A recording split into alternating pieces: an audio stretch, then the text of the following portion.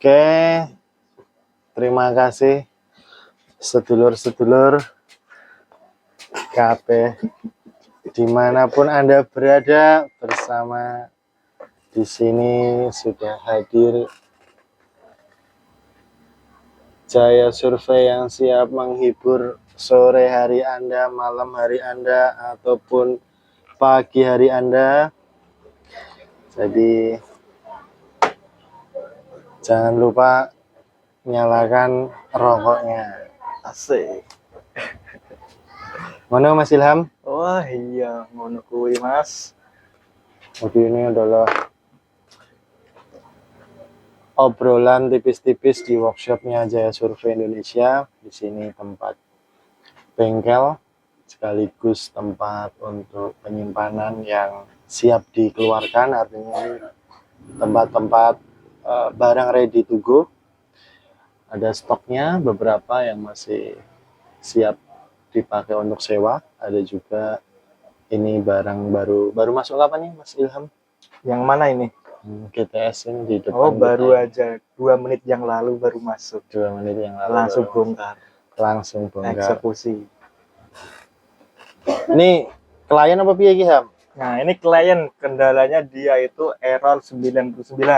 Saya cepet-cepet 99 itu error di bagian apa? Tolong pelan-pelan dikasih penjelasan Ben. Otak iki isi lah. Aja 30 terus. Nah. Biasanya tuh errornya di CPU ini. Oh. Ya. Buat teman-teman yang belum pernah lihat daleman, tipis-tipis tak kasih ya. Ini dalamannya TS GTS di bagian sebelah samping body. Ini adalah mainboard ya, Ham ya? Ya, mainboard. Sama seperti komputer, sama seperti HP, ada mainboardnya. Ini sebelah saya ada namanya Mas Galuh. Galuh. Dan di dalam mainboard ini ada otaknya, ada apa ya istilahnya itu prosesornya, namanya CPU-nya. Nah, di dalam part-partnya ini ada macam-macam. Nah, ada kode-kode tertentu dalam error unit total station. Ini tadi errornya? Error 23. Ya, jadi dia itu untuk menu-menu dan bacaannya itu tidak muncul di display alat. Oke. Jadi munculnya itu malah error 99. Error 99. Ya. Oke, itu tadi namanya menu 23 apa? Istilah apa? Error 99. Error 99. Jadi kalau teman-teman nanti yang di lapangan punya alat ini jenis-jenis ini GTS ya? GTS error 99 itu untuk semua unit total station apa gimana? Khusus untuk GTS. Khusus untuk GTS. Jadi memang buat teman-teman GTS ini adalah serinya Topcon yang lama. Memang ini alat bandel. Terutama banyak teman-teman di lapangan tentu udah familiar sama alat GTS ini, Total Station Topcon. Kalau dulu kalau nggak salah, Sokia itu juga di fase yang sama, Ham. Ini ngeluarin juga ya, seri-seri Sokia set ya. Sokia set. Kan dalamannya sama ya? Sama. Tapi ada errornya nggak? Sama. Sama ya? Sama ya. Oke. Jadi memang kayaknya build ini mirip-mirip ya? Mirip. Sangat mirip. Nah, tentu kita nggak akan memberikan tutorial karena ini dapur guys. Dapurnya Jaya Survei. Ada resepnya. Ada resepnya. Ibaratnya emang masak rawon itu ya resepnya. Iya. Gitu.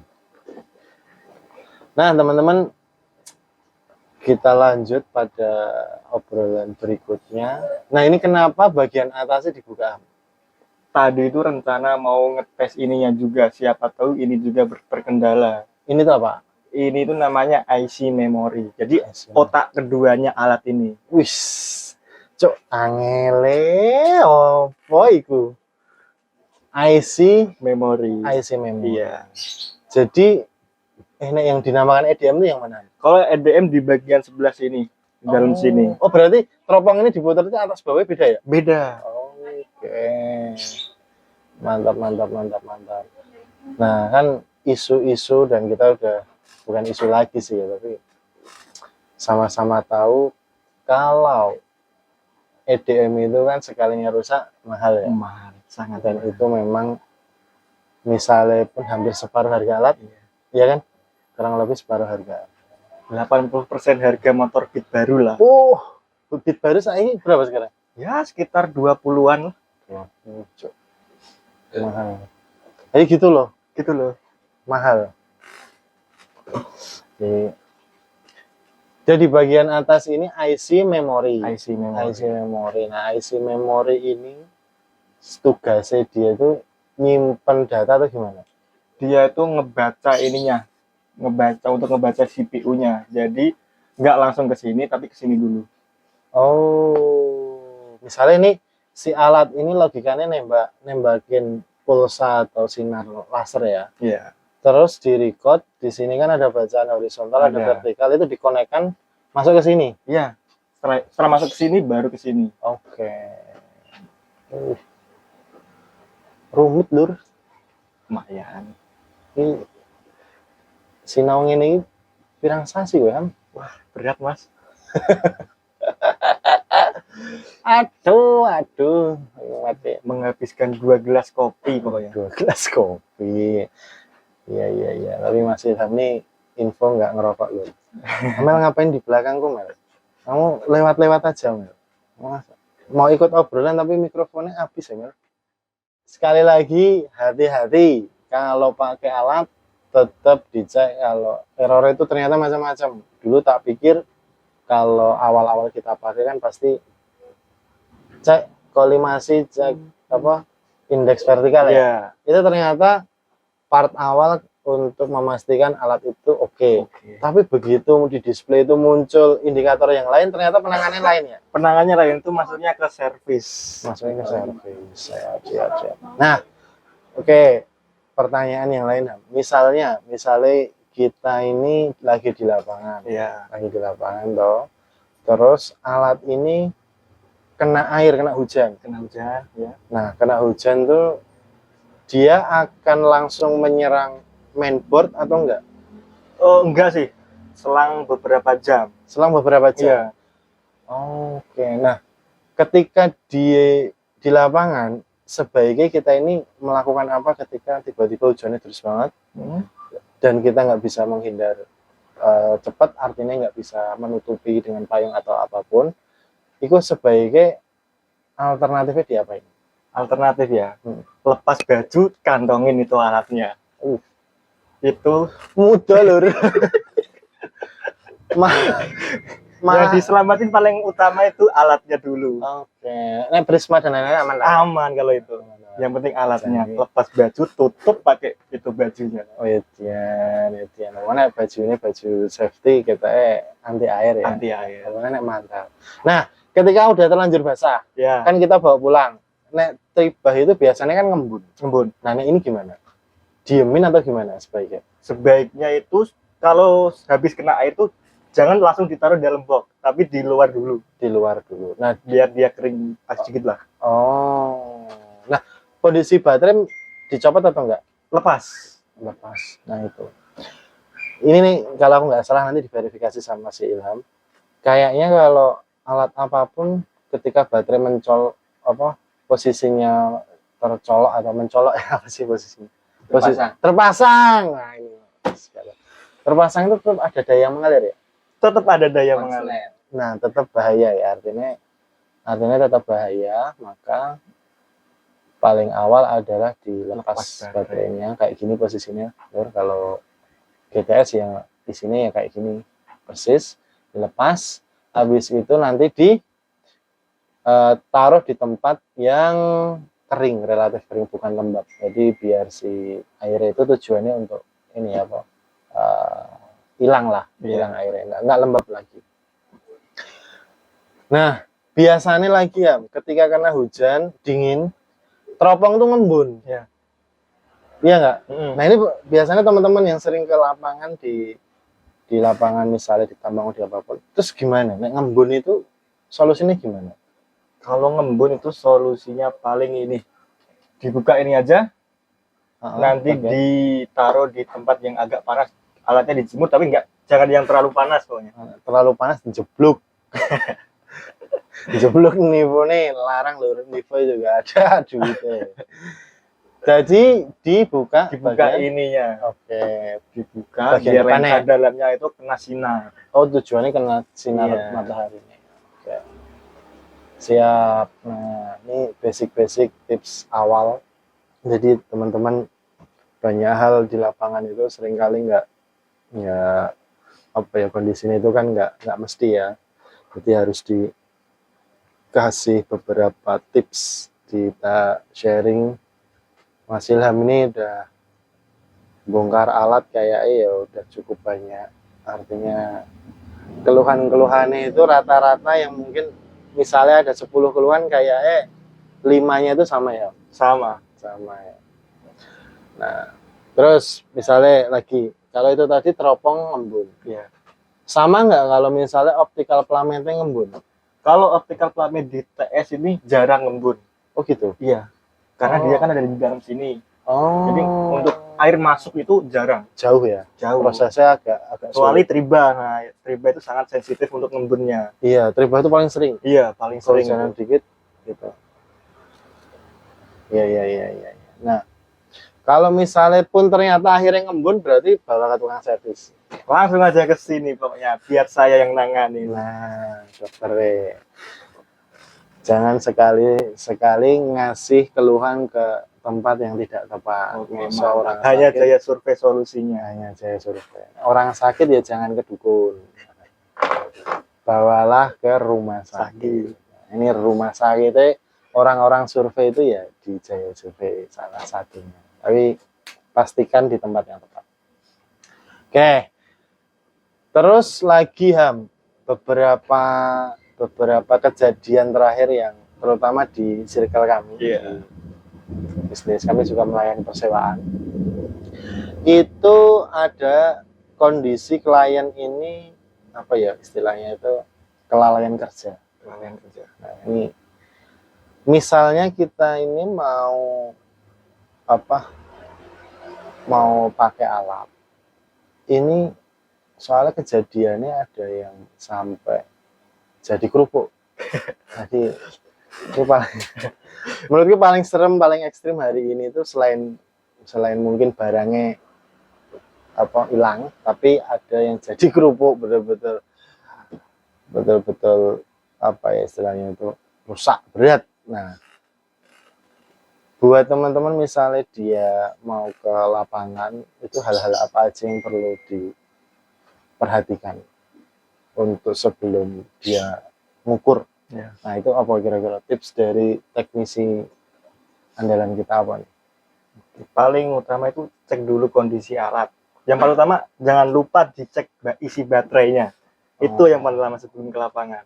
Berarti isi baterai itu persentasinya. Iya. Persentasinya. Terus selain itu paling cek itu kondisi tiap-tiap display alat itu nyala apa enggak. Oke, menu-menu. Ya, menu-menu sama ini tombol-tombolnya itu bisa apa enggak. Oke, tombol-tombolnya alat dari sini dipastikan empuk ya, Ham ya. Iya. Nah, selain tombol-tombol, selain menu-menu, kira-kira apa lagi? Nivo. iya. Harus dicek lagi lah. Nivo. Nah, ini kan kalau Nivo kan untuk centering ya, pasti teman-teman udah familiar. Tapi kalau untuk tahap ini ya, misalnya biar keselamatan kerja ini itu kita alat ini nggak jadi korban. Lihat fotonya asli lur, teman. Mantap. Ngenes, fotonya mantap ngenes ya. Nah itu kira-kira apakah harus kita taruh di tempat yang aman atau kadang-kadang kan terpaksa di pinggir jalan itu Ya. Kira-kira apa sarannya? Kalau saran saya itu alat itu jangan ditinggalkan begitu saja. Oke. Tapi harus ada satu orang yang menjaga itu. Oh. Kalau semisal memang harus ditinggalkan, pakailah rambu-rambu seperti segitiga itu. Oh, apa sih istilahnya itu? Apa sih? Lo tau nggak istilahnya? Kurang tahu deh mas. Kurang tahu ya. Pokoknya itulah. Apa yang kayak rambu-rambu jalan itu? Iya, yang juga segitiga bisa itu. Ya kita pernah ngukur di tengah-tengah jalan tol. Terpaksa BM-nya ada di tengah-tengah di antara dua jalan tol. Jadi kita pakai rambu-rambu lah. Oke, berarti penempatan alat juga penting supaya terhindar dari hal-hal yang tidak diinginkan terutama alat ini kelindes kendaraan itu paling kejadian yang kita alami ini paling jauh adalah alatnya jadi kerupuk. Nah, terus ada lagi, aku sebenarnya banyak pertanyaan-pertanyaan di ranah peralatan. Misalnya si alat ini terlanjur jatuh. Ya. Nah, itu tuh sebaiknya surveyor mengidentifikasi kerusakannya dulu, dinyalakan atau enggak malah?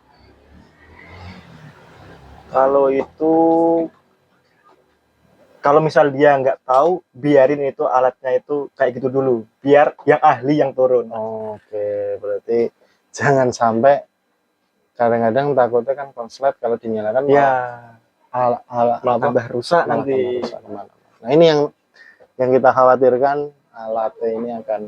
Jadi kalau misal nggak paham tentang alat-alat, lebih baik diemin aja, biar yang ahli yang turun. Oke, biar yang ahli yang turun. Itu catatannya. Jadi kalau alat rusak, alat jatuh, yang ngecek kerusakannya biar yang paham alatnya. Salah-salah kita inisiatif, Iya. ternyata konslet kafe Konslet jadi tambah parah. Itu yang paling nggak kita kehendaki lah. Oke, ini kalau untuk basic menu dan lain-lain, rasaku teman-teman harus Paham lah. paham.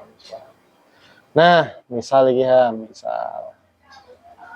kalau misalnya si selisih kolimasi dan vertikal ini, kalau di lapangan kadang-kadang kena goncangan itu kan berubah. Toleransi aman dipaksakan tetap mengukur ini di berapa detik? 5 sih. 5 paling aman. 5 paling aman. Ya, ini mungkin teman-teman punya versi yang lain, punya rekomendasi atau nilai-nilai yang biasa dipakai itu lain, tapi kalau kita rekomendasinya 5 detik itu udah cukup. Nah, selain dari prosesi alatan, sekarang aku pengen tahu yang terakhir atau paling sering